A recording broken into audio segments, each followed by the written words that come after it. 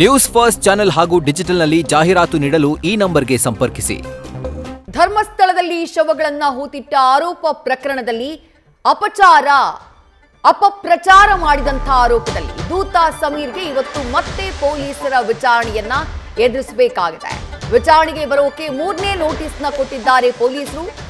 ಸಮೀರ್ ಆದಾಯದ ಮೂಲವನ್ನ ಪತ್ತೆ ಮಾಡೋದಕ್ಕೆ ಪೊಲೀಸರು ಮುಂದಾಗಿದ್ದಾರೆ. ಪ್ರತಿ ತಿಂಗಳು 1.5 ಲಕ್ಷ ರೂಪಾಯಿ ಆದಾಯ ಅಂತ ಸಮೀರ್ ಹೇಳಿಕೆಯನ್ನ ಕೊಟ್ಟಿದ್ದಾನೆ. ಸಮೀರ್ ಆದಾಯದ ಮೂಲದ ಬಗ್ಗೆ ಪೊಲೀಸರಿಗೆ ಸಂಶಯ ಇದೆ. ಸಮೀರ್ ಎಐ ವಿಡಿಯೋ ಪ್ರಕರಣದ ಕುರಿತು ಮತ್ತೆ ವಿಚಾರಣೆ ನಡೆಯುತ್ತೆ. ಇವತ್ತು ಬ್ಯಾಂಕ್ ಡೀಟೇಲ್ಸ್ ದಾಖಲೆ ನೀಡೋಕೆ ತನಿಖಾಧಿಕಾರಿ ಸೂಚನೆಯನ್ನ ಕೊಟ್ಟಿದ್ದಾರೆ. ಜೊತೆಗೆ ಪಾಸ್ಪೋರ್ಟ್ ತರುವಂತೆಯೂ ಕೂಡ ತನಿಖಾಧಿಕಾರಿ ನಾಗೇಶ್ ಕದ್ರಿ ಸೂಚನೆಯನ್ನ ಕೊಟ್ಟಿದ್ದಾರೆ. ಆದಾಯದ ಮೂಲ, ಬ್ಯಾಂಕ್ ಡೀಟೇಲ್ಸ್ ಮೇಲೆ ಕಣ್ಣಿಟ್ಟು ಪ್ರಶ್ನೆಯನ್ನ ಕೇಳಲಿದ್ದಾರೆ ತನಿಖಾಧಿಕಾರಿಗಳು. ಈಗಾಗಲೇ 2 ಬಾರಿ ವಿಚಾರಣೆಯನ್ನ ಎದುರಿಸಿದ್ದಾನೆ ದೂತ ಸಮೀರ್. ಮೊದಲ ಬಾರಿ 5 ಗಂಟೆ ಸತತವಾಗಿ ಇಂಟರಾಗೇಷನ್ ಮಾಡಲಾಯಿತು. 2ನೇ ಬಾರಿ 9 ಗಂಟೆಗಳ ಸಮಯ ಸಮೀರ್ನನ್ನ ಎಸ್ಐಟಿ ಅಧಿಕಾರಿಗಳು ಪೊಲೀಸರು ವಿಚಾರಣೆಯನ್ನ ಮಾಡಿದ್ರು. ಬೆಳ್ತಂಗಡಿ ಠಾಣೆಯ ಪೊಲೀಸರು ವಿಚಾರಣೆಗೆ ಒಳಪಡಿಸಿದ್ರು. ಆತನ ವಾಯ್ಸ್ ಸ್ಯಾಂಪಲ್ ನ ಪಡೆಯಲಾಗಿತ್ತು. ಆತ ವಿಡಿಯೋ ಮಾಡಿದ ಹೇಗೆ, ವಿಡಿಯೋದ ಸೋರ್ಸ್ ಏನು, ಎಲ್ಲಿದೆ ದಾಖಲೆಗಳು, ಯಾವ ದಾಖಲೆಗಳನ್ನ ಇಟ್ಕೊಂಡು ಆತ ವಿಡಿಯೋ ಮಾಡ್ದ, ಆ ಎಲ್ಲ ಮಾಹಿತಿಯನ್ನ ಕಲೆ ಹಾಕುವಂತಹ ಕೆಲಸವನ್ನ ಪೊಲೀಸರು ಮಾಡಿದ್ರು. ಮತ್ತಷ್ಟು ಡೀಟೇಲ್ಸ್ ನಮ್ಮ ಪ್ರತಿನಿಧಿ ಕಿರಣ್ ನೀಡ್ತಾ ಹೋಗ್ತಾರೆ. ಕಿರಣ್, 2 ಬಾರಿ ವಿಚಾರಣೆ ಆಗಿದೆ.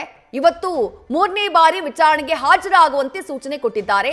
ಇವತ್ತಿನ ವಿಚಾರಣೆಯ ಫೋಕಸ್ ಏನು ಅಂತ ಹೇಳಿ. ವಿದ್ಯಾ, ಮೂರನೇ ಬಾರಿಗೆ ದೂತ ಸಮೀರ್, ವಿವಾದಿತ ಯೂಟ್ಯೂಬರ್ ದೂತ ಸಮೀರ್ನನ್ನ ಇವತ್ತು ವಿಚಾರಣೆಗೆ ಕರೆದಿದ್ದಾರೆ.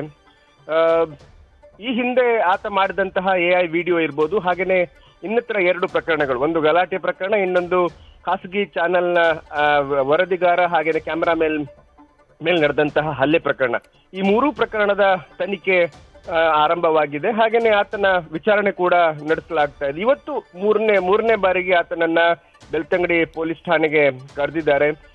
ತನಿಖಾಧಿಕಾರಿ ಇವತ್ತು ಮುಂದೆ ಕೂತು ನಾಗೇಶ್ ಕದ್ರಿ ಅವರು ಆತನಿಗೆ ಹಲವಾರು ಪ್ರಶ್ನೆಗಳನ್ನ ಮಾಡಲಿದ್ದಾರೆ. ಒಂದು, ಎಐ ವಿಡಿಯೋಗೆ ಸಂಬಂಧಿಸಿದಂತೆ ಆತನ ಏನೆಲ್ಲ ಇದಿದೆ, ಹಣದ ಮೂಲಗಳಿದಾವೆ, ಅದ್ರ ಬಗ್ಗೆ ಆತ ವಿವರಣೆ ಕೊಡಬೇಕು. ಅದಕ್ಕೆ ದಾಖಲೆ ಪತ್ರಗಳನ್ನ ಕೂಡ ಕೊಡಬೇಕು. ಹಾಗೇನೆ ಬ್ಯಾಂಕ್ ಖಾತೆ ಯಾವ್ದೆಲ್ಲ ಇದೆ ಆ ಬ್ಯಾಂಕ್ ಖಾತೆಗಳ ವಿವರಗಳನ್ನ ಕೊಡಬೇಕಾಗತ್ತೆ.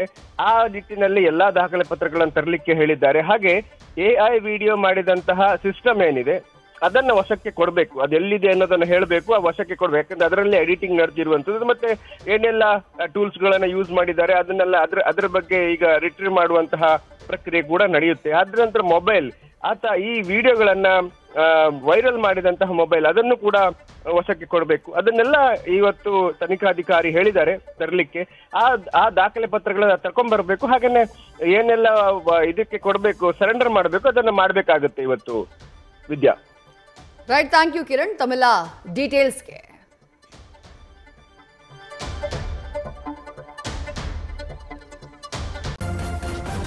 ನ್ಯೂಸ್ ಫಸ್ಟ್ ನಿರ್ಭೀತಿಯಿಂದ ನಿಮ್ಮ ಪರವಾಗಿ.